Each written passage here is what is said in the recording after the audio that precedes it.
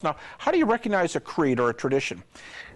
Scholars have pointed out that this reads in two nice columns, and it's not English poetry that rhymes real nicely, but it reads like a first century Jewish audience where it's regimented. And you can see that when he appeared, Jesus appears to an individual, Peter, then to a group, the 12, then to 500 at once. Then he appears to James, another individual. Then he appears to another group.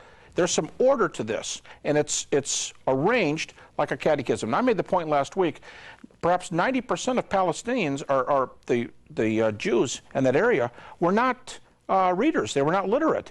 And how do you give the heart of your message of first importance to people that don't read? You say it in a form where they can memorize it and repeat it back. That is the nature of these creedal passages. And what we have here is Paul passing on the heart of his message, he said, what I preached when I came. And he said, folks, it's not even mine.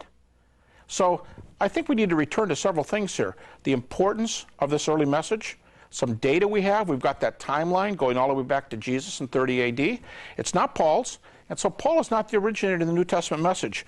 1 Corinthians 15:11, once again. We referred to this last week. Paul says, whether then it was I or they, this is what we preach, and this is what you believed. The we there is the apostles.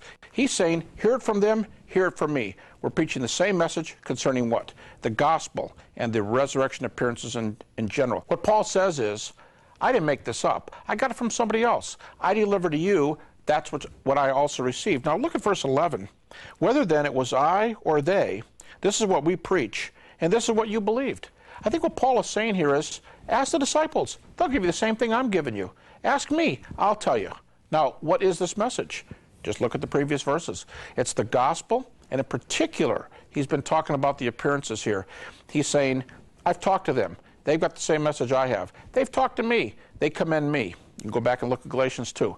This is why we are at a very special point in history where you can almost reach out and see what Paul's saying and touch his message. It's linked to time, space, history. It's words on a page. He's an accredited messenger. We've got ourselves a timeline. And folks, it's not an evangelical that came up with this timeline. This is largely developed in critical, non-evangelical theology. I think by using some of these methods, we see that we're on very firm grounds here regarding the very heart of our faith, the death, burial, and resurrection of Jesus Christ.